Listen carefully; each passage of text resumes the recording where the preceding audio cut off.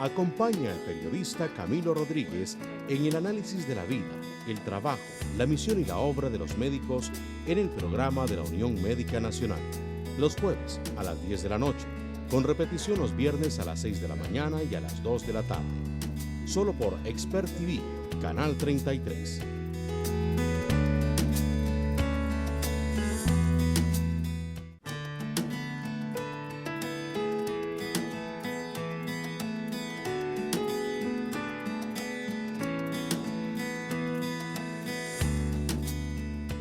Gracias por estar con nosotros. Queremos destacar a un médico joven muy preparado que ha sido muy exitoso académicamente y bueno, que da gusto ver cómo una persona joven ha tenido tanto interés por prepararse y por aportar como médico, como especialista y también no solo como cirujano, sino como especialista en administración y todo lo que él puede hablar en materia de gestión.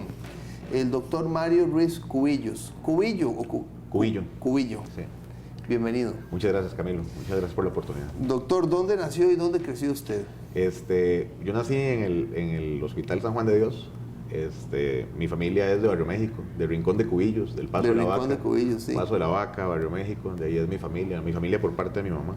Sí. Y toda la vida crecí ahí en Barrio México. ¿Fue a cuál escuela? Yo estudié en la escuela Nuestra Señora de Sion. De ahí fue donde salió mi mamá. Ajá. Ahí fue donde hice la escuela. Pero el colegio lo hice en el Liceo de Costa Rica. En el Liceo de Costa Rica. Exactamente. De hecho, mis papás, ellos, nosotros somos 5 hermanos hombres. Sí. Y ellos dijeron que para la educación querían que viéramos las dos partes de la realidad.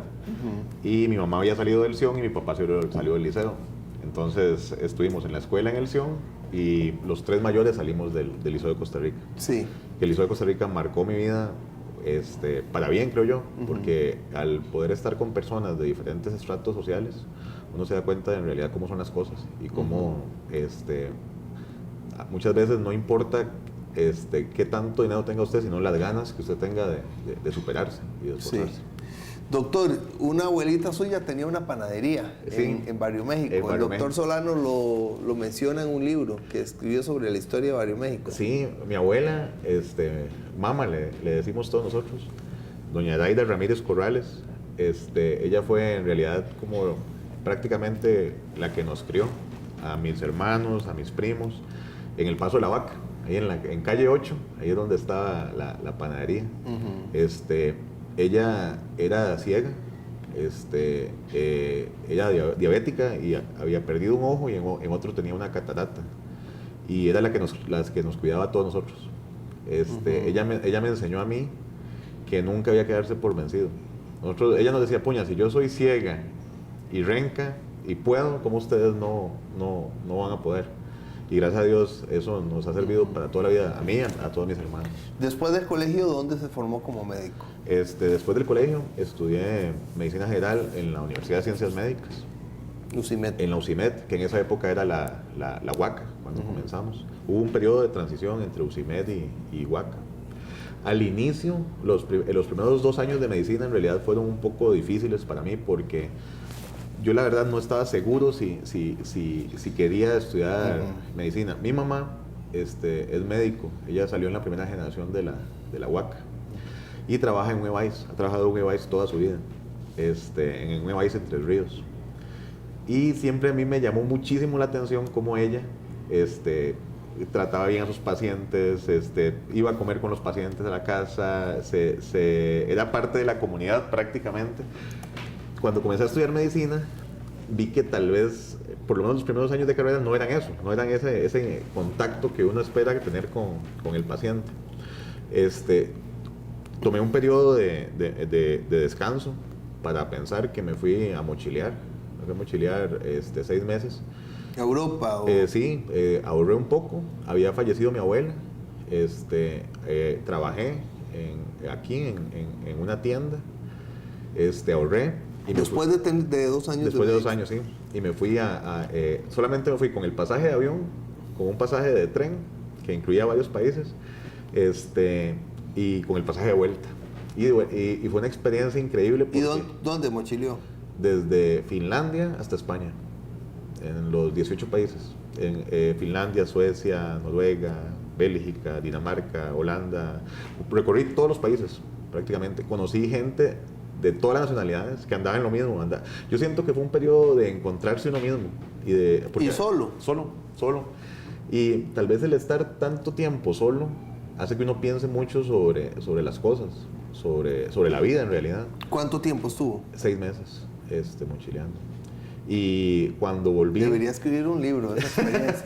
Es una experiencia... Sacó fotos. Verás que ahorita una muchacha que conocí en Suecia trabaja en las Naciones Unidas, es la encargada de un departamento de desarrollo social en las Naciones Unidas. Mantuvimos el contacto, se casa el 16 de abril en Nueva York y nos invitó a la boda a mí y a todos los que nos conocimos en ese viaje. Y ahí nos vamos a reencontrar. Casi todos ahora trabajan de ejecutivos en diferentes... ahí le voy a pasar las fotos, Camilo, de la boda porque... No, usted debería escribir un libro de eso. Usted debería escribir un libro y qué dichoso. No, fue... Yo hice eso en Estados Unidos en tren, en 33 estados, pero como 4 meses y estaba muy chamaquito y no lo aproveché. Y qué bien. Es bien duro porque uno se da cuenta de las limitaciones. ¿Y trabajó allá? Trabajaba en los albergues de estudiantes. Entonces yo llegaba y le decía al dueño del albergue, ok, yo no ando plata para pagarle los 10 euros que vale, no, en esa época no había ni euros, las 10 pesetas o la moneda de cada país, sí, que vale cada uno de los... que vale la noche, pero yo le puedo ayudar mañana a limpiar las camas, a servir desayunos y usted me deja dormir hoy acá. En algunos lugares nos decían que sí, en otros lugares nos decían que no, entonces buscábamos el siguiente o agarrábamos un tren y nos íbamos a otra ciudad en la noche. ¿Y cuando dicen nos íbamos, con quién iba? Con la gente que conocía, siempre en algún albergue de estudiantes conocíamos a alguien, entonces nos poníamos de acuerdo entre todos y decíamos, ok, ¿qué van a hacer ustedes? ¿Cuáles son los planes? Entonces había gente que quería ir a cierto lugar, otros que iban a otro, y ahí. Y lo interesante de eso es que las personas que uno conoce son gente que anda en lo mismo y como que se vuelve más transparente la amistad, porque son personas que tal vez van a estar con vos 2 días y no los vas a volver a ver nunca más en la vida. Entonces uno se abre y ellos se abren, se cuentan todo, se dan consejos. Es una experiencia para toda la vida, definitivamente. ¿Qué pasó después? Vine acá y recuerdo que mi papá me dijo que ahora que no podía seguir en ese... ¿Y qué? ¿Su papá estudió? Él es administrador. Él es administrador. Sí. Estudió en la UCR, administración. Y entonces me dijo, oye, decida, papito, ¿qué va a hacer usted? Porque no puede estar en eso toda su vida. Y yo dije, no, voy a estudiar medicina, voy a terminar la carrera. Y me propuse ser el mejor. Y ahí comencé, le puse de verdad ganas a la carrera. Terminé en el 2002 y justo cuando terminamos el internado, hace mucho, estaba muy jovencito. Sí, tenía 24 años. Me di cuenta de que iba a ser papá. Con mi novia, que ahora es mi esposa, que era compañera mía de la universidad. Entonces de repente estaba terminando la carrera, pues no tenía trabajo, iba a ser papá. Recuerdo que una amiga mía... Hace 12 años. Hace 12 años. Había una posibilidad que era sacar el servicio social, entrar e irnos con alguna plaza de servicio social o conseguir trabajo. Fuimos a la rifa de servicio social y mi esposa ganó un campo para San Carlos, para Copevega, en San Carlos. Copevega. Exactamente. Eso no es San Carlos, es el fondo del país, allá, la profundidad, ¿verdad? Entonces, dijimos, vámonos, ya, vámonos. Una ciudad quesada. Exactamente, vámonos para Copevega. Inclusive ¿Y usted sin trabajo? Y yo sin trabajo, entonces nos íbamos a ir, ella trabajaba, lo que pensábamos era que en el tiempo que ella agarraba la licencia por maternidad, tal vez a mí me daban trabajo, sino que yo ahí veía a ver cómo me la jugaba. Cuando ella tenía 4 meses de embarazo, faltando un mes para irnos, el hermano de ella, el hermano de Francia, que se llama Adolfo, Francia se llama. Francia Mesa, sí. El hermano de ella, que era de la edad mía, y había sido compañero mío en la escuela, se había graduado en ingeniería industrial o ingeniería mecánica en la UCR, había conseguido un trabajo en España, vino a Costa Rica de vacaciones, nos graduamos igual, y tuvo un accidente de tránsito y falleció. Entonces al papá de mi esposa le dio un infarto, al papá de Francia. Y Dave, ya de toda la conmoción, todo lo que habíamos planificado de irnos, de devolvernos, dijimos que no. Prácticamente la casa de ella son la mamá, la hermana, el hermano y el papá. y de repente el Le papá falleció enfermo, el hermano, era la hija única. y embarazada, entonces France me dijo que ella no quería irse, entonces renunció al servicio social, que fue una decisión muy dolorosa porque en el momento que uno agarra el servicio social y renuncia, lo sancionan 2 años de que no puede trabajar. Entonces, una amiga mía, Carmen Araya, que también es doctora, me llamó porque en el San Juan de Dios estaban contratando médicos generales en un programa nuevo para trabajar en el servicio de emergencias, de cirugía. Y ella iba a ir a entregar un currículum, el currículum de ella. Me llamó porque en mi casa había una impresora y como vivíamos en Barrio México, entonces que si podía pasar de camino para imprimir el currículum y llevarlo al hospital. La cosa es que cuando estábamos ahí, me dijo, Mario, ¿por qué usted no manda un currículum también? Y yo, no, hombre, es que me van a estar llamando a mí a mí nadie me conoce en el San Juan, acabo de terminar el internado, es un puesto casi que como residente. Y me dijo, pero vamos, haga uno. Ella me hizo el currículum, fue y entregó el currículum mío y el currículum de ella. Y me llamaron a mí. Porque la doctora Murillo, que era la jefe de emergencias, se acordaba de cuando yo había hecho el internado ahí en el San Juan. Nos llamaron para hacer un examen de cirugía, nos avisaron una semana antes. Y yo dije, puña, esta es la oportunidad, así, de 1 a 1 millón. Es la semana, yo creo que esa semana, la semana para entrar, antes de entrar a residencia, y los 15 días antes de entrar a Harvard, han sido los días que yo más he estudiado en mi vida. Pero esta semana, principalmente, yo no dormí estudiando cirugía. Hicimos el examen, nos presentamos como 30 médicos generales, que en realidad era un honor que un médico general pudiera trabajar en un servicio de emergencias de cirugía donde solamente hay residentes. En esa época solo habían residentes o especialistas. Y lo que necesitaban era asistencia. Asistencia, exactamente. Sí. Asistencia de emergencias. Hicimos el examen y lo pasé y nos contrataron a 5 médicos generales. Fuimos los primeros médicos generales que trabajaron en el servicio de emergencias de cirugía del San Juan de Dios, como residentes. ¿Cuándo fue eso? Eso fue en el 2003, en septiembre del 2003. Hace 11 años. Hace 11 años. Usted era un chamaquillo de 24 años. Recién graduado. Recién graduado y apenas iba a ser papá. Exactamente. Sí. Y trabajando en el servicio de emergencias del hospital más grande y más convulso de Costa Rica, porque era el servicio de emergencias del San Juan de Dios, de cirugía. Sí. Yo le escribía a los amigos que había conocido mochileando y no me creían. Decían, puña, ¿y cómo de repente ahora está trabajando en ese servicio de emergencias? Que era un monstruo. Había que estar estudiando todos los días para mantenerse al día, más que había residentes. Y los residentes le preguntaban a uno las cosas como si uno fuera un especialista. Entonces había que estudiar el doble. Eso sí, el contrato que teníamos o el trato era que teníamos que entrar a residencia lo más pronto posible, porque no se podía residencia de cirugía. Es residencia de cirugía. Bueno, pero ya tenía un camino avanzado que otros médicos generales no tenían. Exactamente. Una facilidad para ingresar ahí. Exacto. Y eso era lo que ellos decían. ¿Y a usted le interesaba cirugía? Claro, no tanto? Sí. Al inicio yo creo que no tanto. Pero conforme yo comencé a ver cómo funcionaba, yo lo que quería, porque nosotros veíamos las emergencias, atendíamos los pacientes cuando llegaban, pero no podíamos entrar a la sala de operaciones, porque la sala de operaciones le tocaba al residente o al especialista. Y ellos nos decían, los asistentes, los jefes de esa época, no podemos justificar que ustedes estén aquí si ustedes no pasan el examen de residencia, porque hay gente que sí son residentes y sí se lo merecen. Eso nos puso, de hecho, de ese programa, creo que todos, si no me equivoco, solo una doctora no hizo especialidad. Todos entramos después a la especialidad.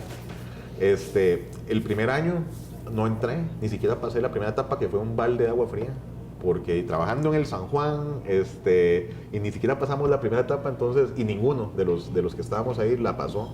El siguiente año, gracias a Dios, pasé la primera etapa, me presenté al examen de cirugía y saqué la segunda nota más alta, para entrar a la residencia, a la especialidad. ¿Entró a la residencia en el 2005? Sí, 2004, 2005 comencé. Sí. 2006 fue cuando comencé la especialidad. ¿Y dura 3 años? Dura 4 años. 4 años. Hasta el 2010. Hasta el 2010, exactamente. Perdón, adelante. No, la especialidad fue una experiencia para toda la vida. Hice amigos que son como hermanos, con los que, aunque no los vea, son personas que uno sabe que ahí están. Porque, ¿quiénes son? ¿Cómo se llaman? Por ejemplo, Denis Rivera, de vascular periférico, Alba Zúñiga, cirujana general, el doctor José Allí Wong, que ha sido un maestro para mí, el doctor Enrique Lobo, el doctor Mauricio Arce, el doctor Roiner Montero, la doctora Murillo, que fue mi primer jefe. En realidad, si yo me pusiera a decir los nombres, no terminamos de hablar aquí toda la noche. Bien, vamos a ir a un corte, regresamos para que después de todo eso me explique cómo fue que ingresó al INCAE y por qué. Gracias. Ya casi volvemos.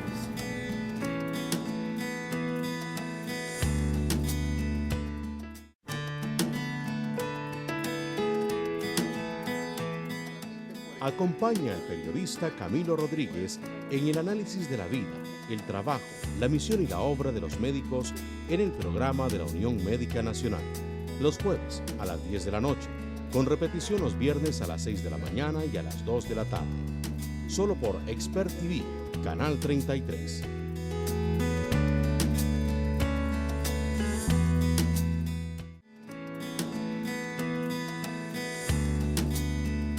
Bueno, un joven médico que estaba terminando o que terminó la residencia en cirugía general, ingresa al INCAE. ¿Por qué? ¿Cuándo se dio y cuáles fueron las circunstancias? La cosa es que en la residencia, el último año de residencia, los residentes escogen por votación un residente que sea el representante ante la dirección y ante las jefaturas. Es el jefe de residentes. En realidad es todo un honor. El último año. El último año. Por lo general es el residente, entre los residentes mayores, se escoge un residente que sea el coordinador, el jefe de residentes. Yo tuve el honor de ser seleccionado como jefe de residentes. Que en realidad es una responsabilidad muy grande porque de repente de un día para otro vos te volvés el que coordina las vacaciones, los permisos, las guardias de prácticamente unos 100 residentes y fácil 200 internos. Y nunca se me va a olvidar, en esa época yo estaba rotando cirugía de tórax con el doctor Mauricio Arce y el doctor llegó y me dijo, bueno Mario, no sé si felicitarlo o compadecerme de usted por lo que se viene.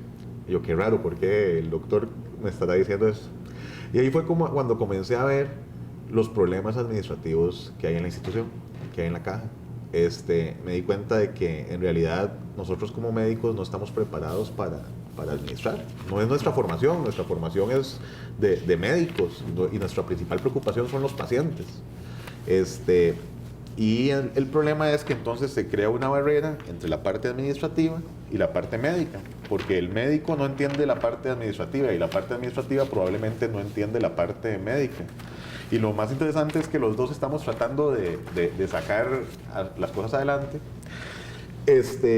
Y yo me di cuenta que era un caos administrativo, que de repente yo tenía que hacer roles y no sabía cómo hacer los roles, o tenía que programar vacaciones, no sabía cómo programar las vacaciones, y me di cuenta de cómo se hacían ciertos procedimientos administrativos en la caja que en realidad nadie sabía cómo hacerlos. Desde las jefaturas hasta nosotros no teníamos ni idea de cómo se manejaban esas cosas. Mi papá es administrador y también mi hermano mayor. Entonces un día hablando con ellos, yo les estaba contando que me llamaba mucho la atención que que una institución tan grande como la Caja, que ahora que estaba en el INCAE me di cuenta que la Caja tiene un presupuesto que es más grande que el Producto Interno Bruto de Nicaragua. Imagínense, es un país pequeñito y que no estuviera bien administrada, que hubiera tantos problemas administrativos y tantos roces, sobre todo, entre la parte administrativa y la parte médica. Entonces ellos me dijeron, puña, ¿y por qué entonces usted no estudia administración? Comencé a averiguar y yo dije, puña, si voy a estudiar administración, quiero estudiar de verdad en un lugar que sea el mejor para hacer la diferencia. Y me di cuenta que existía el INCAE. Ni siquiera sabía qué significaba INCAE, el Instituto Centroamericano de Administración de Empresas. Sí. Y me di cuenta, porque lo que puse fue en internet una búsqueda y me aparece el INCAE número 1 de Latinoamérica. Y yo, qué raro, ¿de dónde estará eso? Y me doy cuenta que está aquí en Costa Rica, el campus, y también en Nicaragua. Y yo, puña, pero está aquí, ¿cómo es posible que no? Apliqué, hice la aplicación, llamé, hablé con doña Fidelina, que era la encargada de aplicaciones del INCAE en ese momento, y le conté, le dije, vea, doña Fidelina, yo soy médico, soy cirujano, y quiero aprender administración. Entonces me dijo, pero usted es médico, ¿para qué usted quiere eso? Y yo, no, es que pienso que hay estos y estos problemas y tal vez sea una oportunidad. Entonces me dijo, bueno, le voy a coordinar una entrevista. Tiene que llenar estos formularios, y me envió unos formularios donde se pedían cartas de recomendación y había que hacer varios ensayos. Entonces recuerdo que le di al doctor allí, que es cirujano del San Juan, que era del posgrado, y al doctor Montero para que hicieran las cartas de recomendación. Y ellos dijeron, Mario, hágalas usted. Lo que siempre le dicen, bueno, hágalas usted y yo se la firmo. Lo que pasa es que esas cartas no se podían hacer así, porque después iban a llamarlos a ellos para preguntarles sobre esa carta, sobre lo que se había escrito en esas cartas. Yo le dije, Doc, las tienen que hacer ustedes y tienen que meterse a esta página y llenar este formulario y comenzar a escribir ciertas cosas, porque después ellos los van a llamar a ustedes para ver si de verdad lo que dice ahí, eso no es cierto. Entonces me acuerdo que el doctor Montero se puso a llenarla de malas y decía, puña, pero es que no puede ser, el doctor allí la llenó. Y me llamaron a la entrevista. Cuando estaba en la entrevista, el que me hizo la entrevista me trataba de convencer de que no hiciera la maestría, porque me decía que eso era para administradores. Entonces, recuerdo que me preguntó que qué es lo peor. Me dijo, ¿y qué es lo peor que podría pasar si usted no, durante la maestría hay que sacarlo? Porque el 10% por normas tiene que salir, aunque sean excelentes, es por percentilos las notas. Yo le dije, a mí se me han muerto pacientes, que es lo más duro que le puede pasar a un médico. He hecho todo lo posible porque no pase, pero hay pacientes que hay que aceptar que Dios se los tiene que llevar. Y lo he tolerado y sigo trabajando al día siguiente. Hablo con los familiares y vivo el duelo, pero sigo al día siguiente. Si ustedes me meten a la maestría y me sacan después, al día siguiente voy a trabajar y no se acaba el mundo, hay cosas peores. Y ahí creo que fue donde lo convencí y me aceptó a entrar a la maestría. Vamos a tener que dejar esta entrevista hasta aquí por el tiempo, pero vamos a tener una segunda entrevista para que usted, doctor Mario Ruiz Cubillo, nos cuente su experiencia en INCAE y nos cuente su experiencia en Harvard con el doctor Michael Porter y su trabajo en Grecia y su percepción sobre lo que ocurre en la Caja Costarricense del Seguro Social. Muchas gracias. Muchas gracias, Camilo. Gracias al doctor Edwin Solano, coterráneo del hombre, hijo de Barrio México. Gracias a la Junta Directiva de la Unión Médica Nacional, que permite que a médicos destacados como el doctor Ruiz, tan joven, se le puedan hacer este tipo de entrevistas. A don Alexander Azofeifa Famonge, gerente de la Unión Médica Nacional. Fred Bolaños en las cámaras, Diego Blanco en la edición y producción de este programa. Gracias a usted por acompañarnos, que esté muy bien.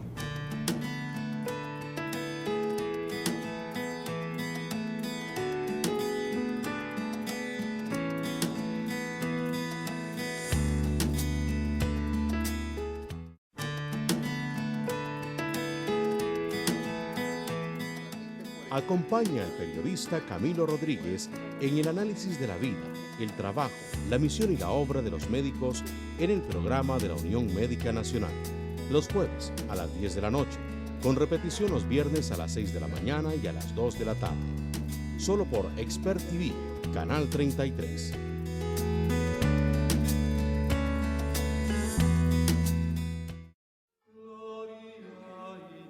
Acompaña al periodista Camilo Rodríguez en su recorrido por los templos más bellos y más interesantes del país en el programa El Loco de las Iglesias, los jueves a las 10:30 de la noche, con repetición los viernes a las 6:30 de la mañana y a las 2:30 de la tarde. Solo por Expert TV, Canal 33.